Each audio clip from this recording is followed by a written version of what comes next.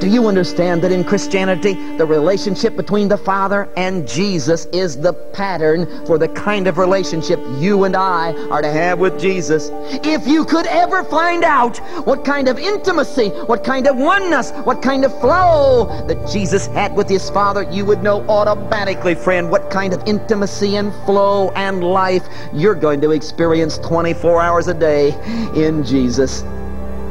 Jesus was all wrapped up in and mastered by. He had this obsession, this driving passion. He was just bugged with the Father's will. His whole life, all his energy, everything he did, where he went, what he said, every attitude, all flowed in one direction, the Father's will. He was obsessed. He says, as I'm mastered by and all wrapped up in and obsessed with the Father and His will, guess what? You're going to be all wrapped up in and mastered by Jesus and His will. As my whole heart beats for the Father, so your whole heart is going to beat for me, as I've got one driving passion, one determining factor, one high priority in my life, Jesus says. So you're going to have one driving passion, one high priority in your life. It's going to be Jesus and His will. Jesus is going to be your life. He's going to be your love. He's going to be your turn on. He's going to be your obsession. He's going to be the talk of your lips. You're going to think about Him 24 hours a day. He's going to be intimately involved in everything you do. He's going to determine your evenings. He's going to determine when you get up, when you go to bed. He's going to determine where you go. He's going to determine your attitudes. He's going to be determining your business. He's going to be determining business deals. He's going to determine how you conduct yourself at the school. Your whole life is going to revolve around and be mastered by Jesus. You're going to be obsessed with Christ. Preacher, there are some other things beside religion, you know. I mean, religion is nice, and Christianity is fine, and Jesus has His place, and certainly we want to keep the church open on Sunday, and I mean, religion is really okay, and it's fine to pray before your meals, and we certainly want to be saved and go to heaven, but there are other things in religion. You're right. But I'm sorry, friend, we can't call you a Christian. Because I have discovered, ladies and gentlemen, that Jesus is Lord of all, or He isn't Lord at all. I've come to believe, folks, that He's either your high priority, or He's not even in the list. I've come to find out, folks, He'll be your turn on, or He won't be.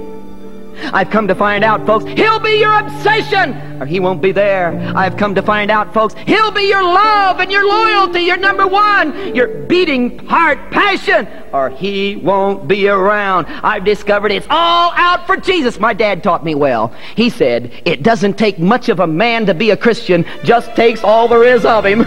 But I'll tell you one thing, it's going to take all your time and all your energy and all your money, and you're going to have your whole life revolving around and dictated to by. You're going to have to be obsessed and turned on with. He will be Lord of all, or just don't count on going when He comes.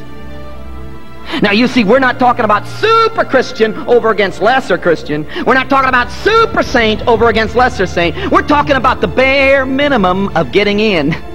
You note around here we don't talk about lukewarm Christians, kind of Christians, maybe Christians, hope they're Christians. We don't talk about that at all because, folks, there isn't such a thing as a lukewarm Christian. They don't exist. That's like talking about dry water. There's no such thing as half Christian. You're either all out for Jesus. Well, preacher, I'm trying to be. Do you go up to an elephant, whack him on the trunk and say, are you an elephant? Well, he says, I'm trying to be. You don't try to be an elephant. You either are or you aren't. And there's only one standard for Christianity, folks, and that is all out for Jesus. I want to ask you, friend, when are you going to go all out for Jesus? When's He going to become your love? When's He going to be your turn on? When's He going to become your delight? Well, what does He demand out of you? All out for Jesus. Number one, turn on, obsession, passion, burning from the heart. Can I ask you, friend, when are you going to pull out all the stops and just begin to burn for Jesus? When's He going to be your love? When is He going to be your delight? When is He going to be the excitement of your being? When is He just going to be your living experience? When are you going to go all out for Christ?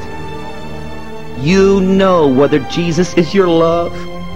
You know whether He's your turn on. You know whether He's your excitement. You know whether He's your life. You know whether He's a hobby that you have. You know whether He's the God you come to on Sunday morning and tip your hat to the God to check in down at the church house. You know, friend, whether He's an overcoat that you put on in the winter and take off in the summer. You know whether He's your life. And I'm trying to tell you, friend, you're damned until He's your life. You're not going to make it. There aren't degrees in Christianity. It's either all out for Jesus or it isn't. The issue's not good and bad. Everybody here is good. The issue is, He's not been all